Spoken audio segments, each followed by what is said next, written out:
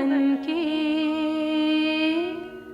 प्यारे से आंगन में बाबा खड़े हैं बाहें पसारे।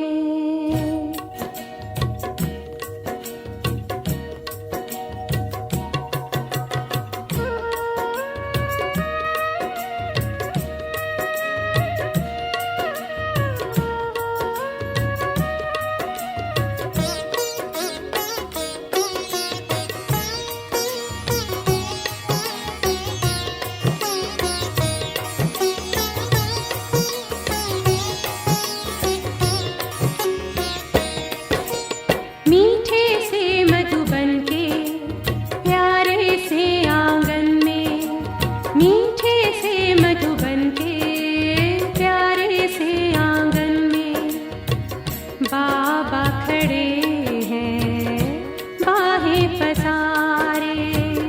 बाबा खड़े हैं बाहें पसारे। गूंजे कानों में आवाज मानो ये, गूंजे कानों में आवाज मानो ये।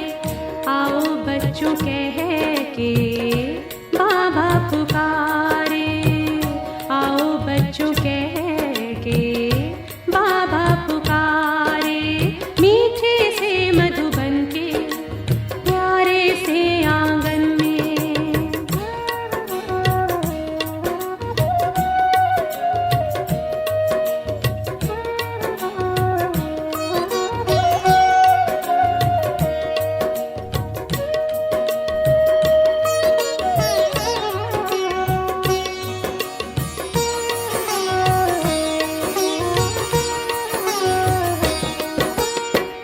शिव पिता के तुम साकार रूप हो, सहस्रबाहु तुम विराट रूप हो।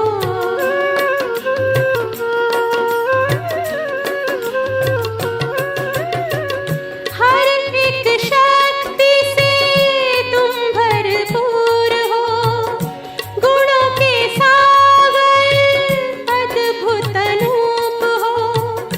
सबके सहारे प्राणों से प्यारे, सबके सहारे प्राणों से प्यारे।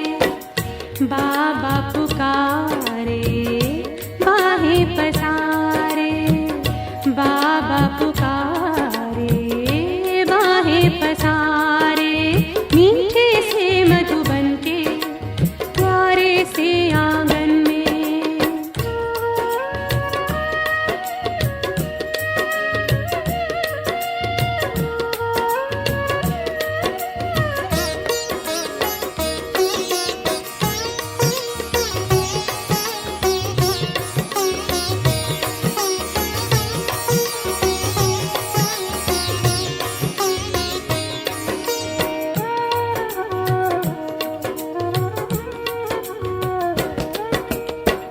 हम बच्चों के तुम जीवन आधार हो, निर्मल प्रेम के तुम अवतार हो।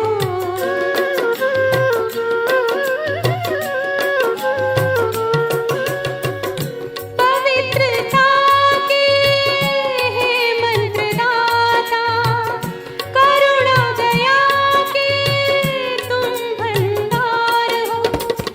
सबकी निगाहें तुमको निहारे, सबकी निगाहें तुमको निहारे। बाबा पुकारे बाहें पसारे, बाबा पुकारे। ओम शांति। आज 10 अप्रैल 2021 ईश्वरीय महावाक्य है।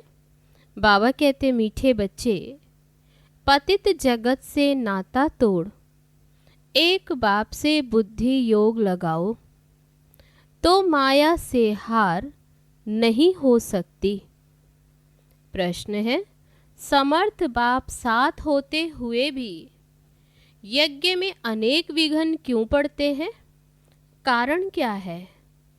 उत्तर है, ये विघ्न तो ड्रामा अनुसार पड़ने ही है, क्योंकि जब यज्ञ में असुरों के विघ्न पड़े तब तो पाप का घड़ा भरे।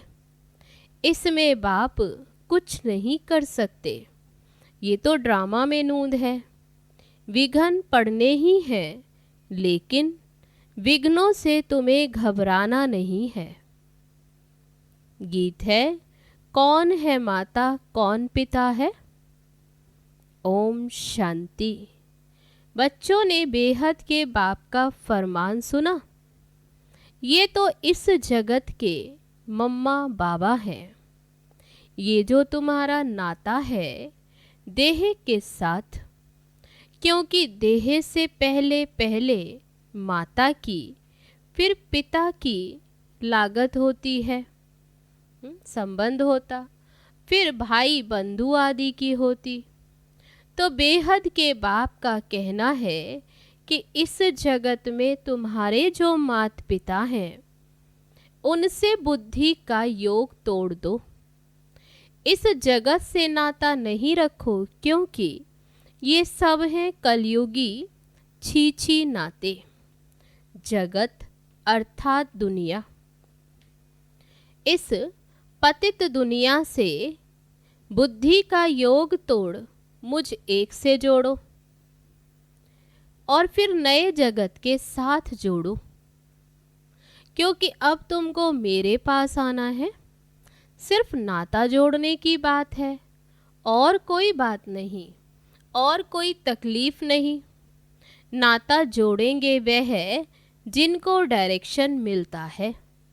सतयुग में पहले नाता अच्छा होता है, सतो प्रधान, फिर नीचे उतरते जाते हैं। फिर जो सुख का खाता वह आहिस्ते आहिस्ते कम होता जाता। अभी तो बिल्कुल ही इस पुरानी दुनिया से नाता तोड़ना पड़े।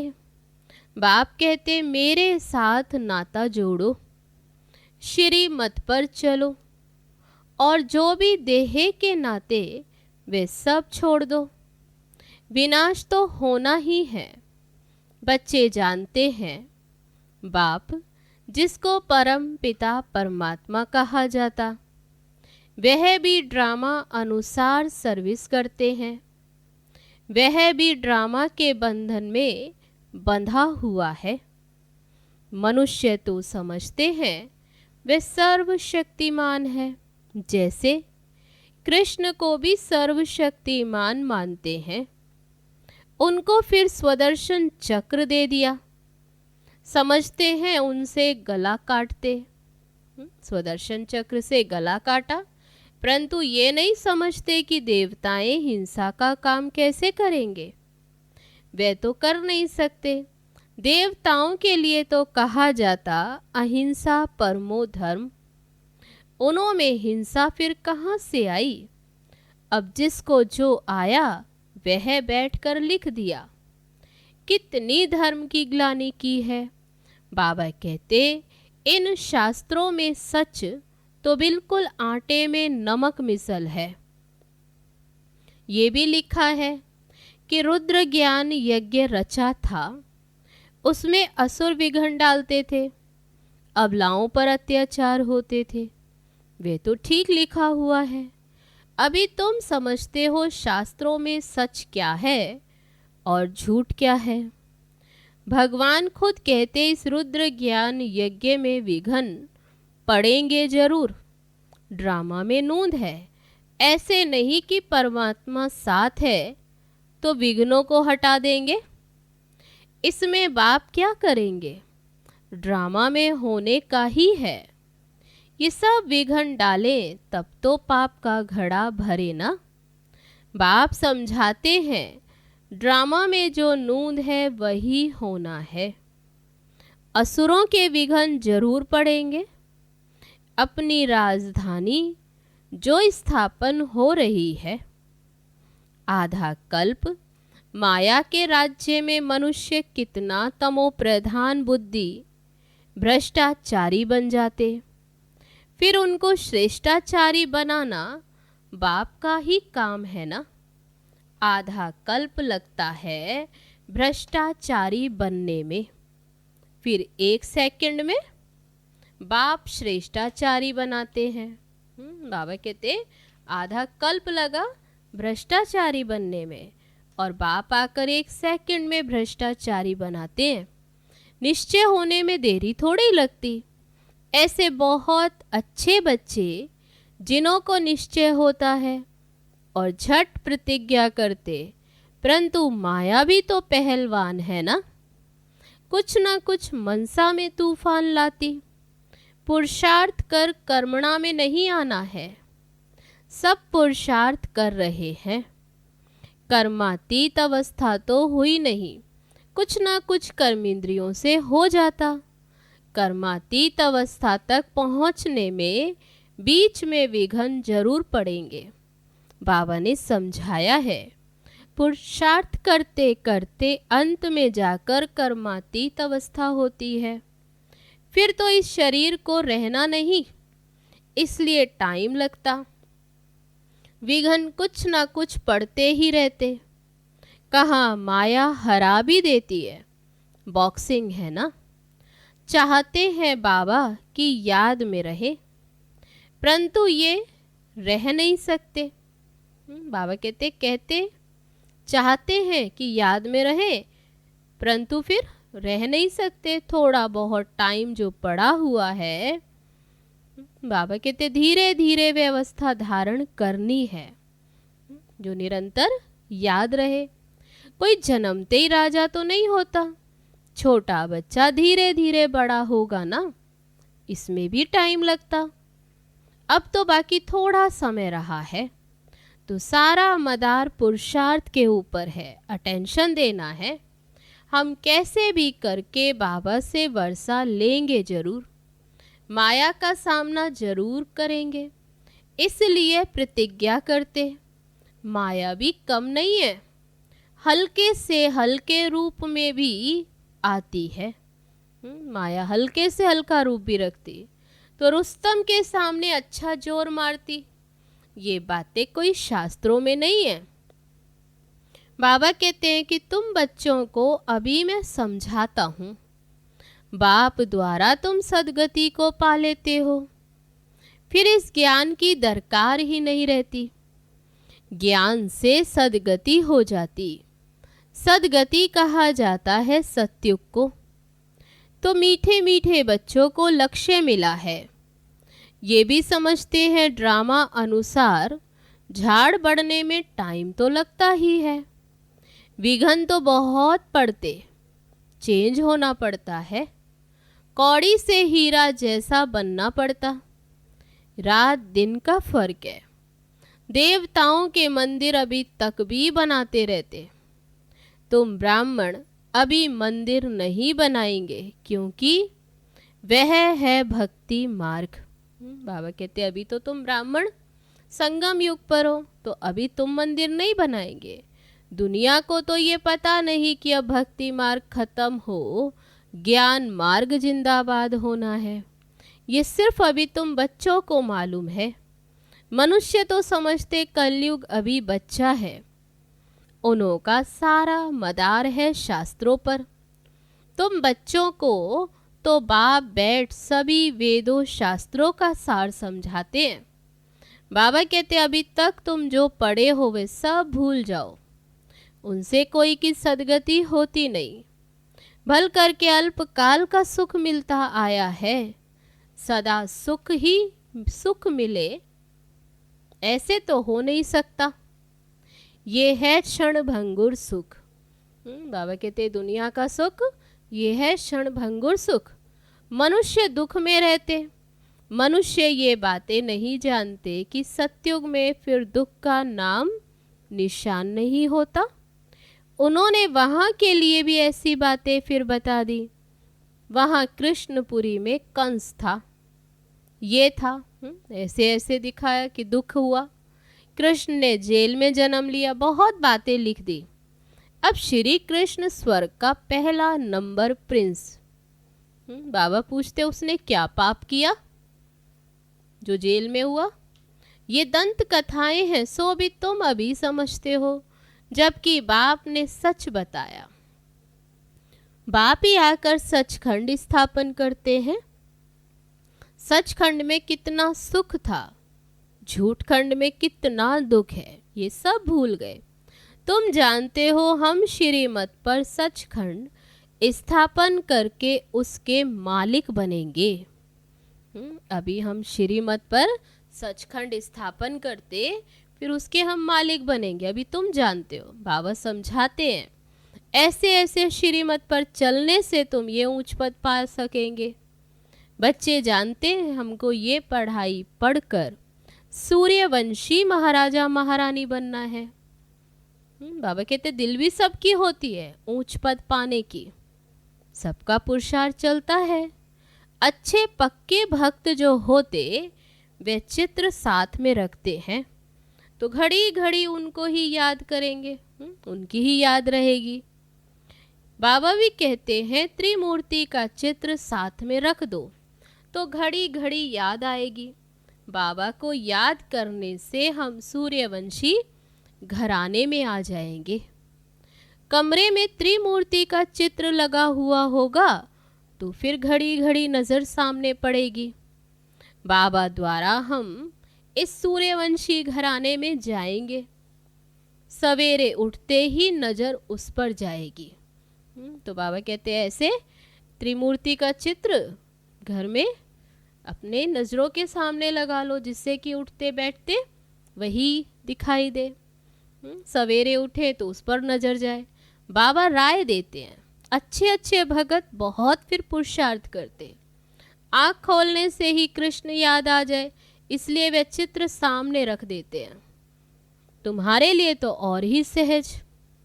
बाबा ऐसे युक्तियां बताते, अगर सहज नहीं याद आती, माया हैरान करती है, तो ये चित्र मदद करेंगे। शिव बाबा हमको ब्रह्मा द्वारा विष्णुपुरी का मालिक बनाते हैं, हम बाबा से विश्व का मालिक बन रहे हैं। तो बाबा कहते चित्र लगा होगा तो ये याद आएगी। इस सिमरण से रहने में बहुत मदद मिलेगी। बाबा कहते ऐसे सिमरण में रहेंगे तो भी मदद तो मिलती। जो बच्चे समझते हैं हम घड़ी घड़ी भूल जाते, बाबा उनको ये राय देते हैं, चित्र सामने रख दो तो बाप भी और वर्षा भी याद आएगा। परंतु ब्रह्मा को याद नहीं करना है, सगाई करते हैं तो दलाल थोड़े याद आता। तुम बाबा को अच्छी रीति याद करो तो बाबा भी तुमको याद करेगा। बाबा कहते याद से याद मिलती है। अभी माशुक के ऑक्यूपेशन का तुमको पता है। शिव के कितने ढेर भक्त हैं, शिव शिव कहते रहते, परंतु वह रॉन्ग है। शिव काशी विश्वनाथ फिर गंगा कह देते, पानी के किनारे जाकर बैठते हैं, ये समझते नहीं कि ज्ञान का सागर बाप है। बनारस में बहुत फॉरेनर्स आदि जाते हैं देखने, बड़े बड़े घाट हैं, फिर भी सभी के बाप का मंदिर तो खींचता है। शिव बाबा का मंदिर, सब उनके पास जाते, मंदिर तो किसके पास जाएगा नहीं। मंदिर के देवताएं खींचते हैं, आकर्षित करते। शिव बाबा भी खींचते हैं। नंबर 1 है शिव बाबा, फिर सेकंड नंबर में ये ब्रह्मा सरस्वती, सो विष्णु, विष्णु सो ब्रह्मा, ब्राह्मण सो विष्णुपुरी के देवता हैं। ब्रह्मा सो विष्णु या फिर ब्राह्मण सो विष्णुपुरी के देवताएं, विष्णुपुरी के देवताएं सो ब्राह्मण। अब तुम्हारा धंधा ये रहा, हम सो देवता बन रहे हैं, औरों को भी फिर ये रास्ता बताना है। और सब तो जंगल में ले जाने वाले, तुम जंगल से निकाल बगीचे में ले जाते। शिव बाबा आकर कांटों को फूल बनाते हैं, तुम भी ये धंधा करते हो। इन बातों को तुम ही जानते हो, कोई राजा रानी तो है नहीं जिनको तुम ये समझाओ। गाया हुआ है, पांडवों को 3 पैर पृथ्वी के नहीं मिलते थे, बाबा समर्थ था तो उनको विश्व की बादशाही दे दी। अभी भी वही पार्ट बजेगा ना। बाप है गुप्त, कृष्ण को तो कोई विघन पड़ न सके। अब बाप आए हैं, बाप से आकर वर्षा लेना है। इसके लिए मेहनत करनी होती। दिन प्रतिदिन नई नई पॉइंट्स निकलती रहे। देखने में आता है प्रदर्शनी में समझाने से अच्छा प्रभाव पड़ता। बुद्धि से काम लिया जाता है कि प्रदर्शनी से अच्छा प्रभाव होता है या प्रोजेक्टर से। तो बाबा कहते प्रदर्शनी में समझाने से चेहरा देखकर समझाया जा सकता है। समझते हो गीता का भगवान बाप है तो बाप से फिर वर्षा लेने का पुरुषार्थ करना है। 7 रोज देना है, लिख कर दो। उनसे बोलो कि तुम्हें ये समझने के लिए 7 रोज देने, नहीं तो बाहर जाने से ही फिर माया भुला देगी। इसलिए लिख कर लो। तुम्हारी बुद्धि में आ गया कि हमने ही 84 का चक्र लगाया, अभी जाना है।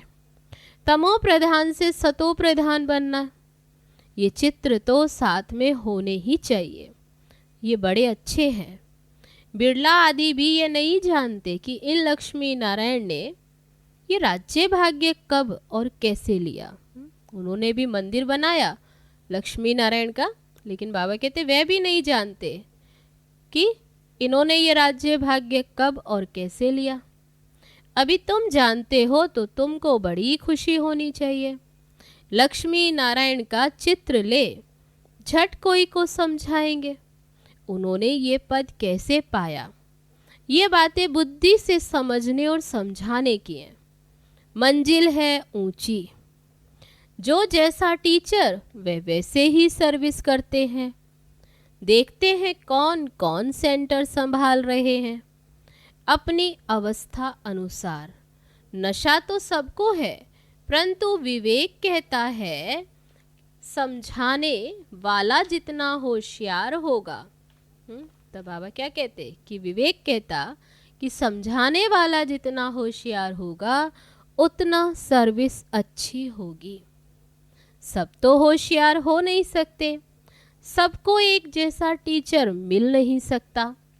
जैसे कल्प पहले चला था वैसे ही चल रहा है। बाप कहते अपनी अवस्था को जमाते रहो। कल्प कल्प की बाजी है, देखा जा रहा है। कल्प पहले मुआफिक हर एक का पुरुषार्थ चल रहा है। जो कुछ होता है हम कह देते कल्प पहले भी ऐसे हुआ था।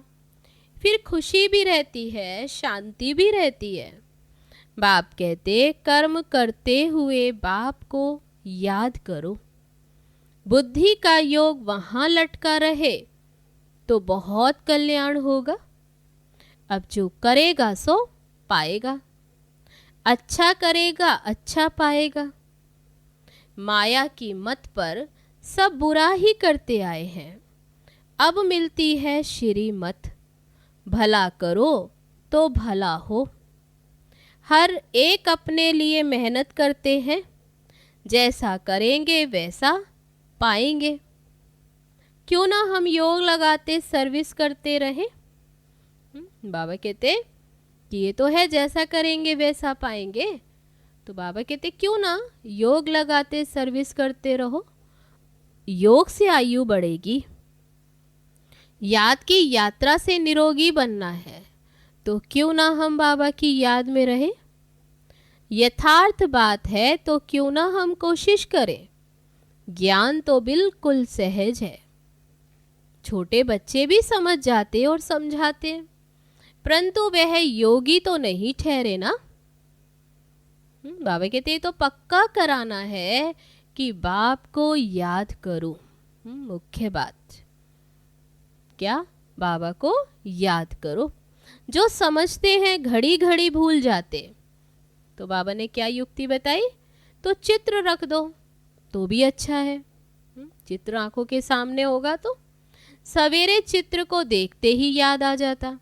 शिव बाबा से हम विष्णुपुरी का वर्षा ले रहे हैं, ये त्रिमूर्ति का चित्र ही मुख्य है, जिसका अर्थ तो तुमने अभी समझा है। दुनिया में ऐसे त्रिमूर्ति का चित्र और कोई के पास नहीं है। ये तो बिल्कुल सहज है। हम लिखें व ना लिखें, ये तो सभी जानते हैं। ब्रह्मा द्वारा स्थापना, विष्णु द्वारा पालना। अच्छा, मीठे मीठे सिकिलदे बच्चों प्रति माता पिता बाप दादा का याद प्यार और गुड मॉर्निंग। रूहानी बाप की रूहानी बच्चों को नमस्ते। हम रूहानी बच्चों की रूहानी बाप दादा को नमस्ते नमस्ते। ओम शांति। अब है धारणा के लिए मुख्य सार। पहली पॉइंट, माया की बॉक्सिंग में कभी भी हार ना हो, इसका ध्यान रखना है। कल्प पहले की स्मृति से अपनी अवस्था को जमाना है, पक्का करना है। खुशी और शांति में रहना है। दूसरी पॉइंट, अपना भला करने के लिए श्री मत पर चलना है। इस पुरानी दुनिया से नाता तोड़ देना है। माया के तूफान से बचने के लिए चित्रों को सामने रख बाप और वर्षे को याद करना है। अब है आज का वरदान। निर्बल आत्माओं में शक्तियों का फोर्स भरने वाले ज्ञानदाता सो वरदाता भव। वर्तमान समय निर्बल आत्माओं में इतनी शक्ति नहीं है जो जंप दे सके। उन्हें एक्स्ट्रा फोर्स चाहिए। तो आप विशेष आत्माओं को स्वयं में विशेष शक्ति भर के उन्हें हाई जंप दिलाना है। इसके लिए ज्ञानदाता के साथ साथ शक्तियों के वरदाता बनो। रचता का प्रभाव रचना पर पड़ता है, इसलिए वरदानी बनकर अपनी रचना को सर्व शक्तियों का वरदान दो। अभी इसी सर्विस की आवश्यकता है। अब है आज का स्लोगन। साक्षी होकर हर खेल देखो तो सेफ भी रहेंगे और मज़ा भी आएगा। अच्छा, ओम शांति।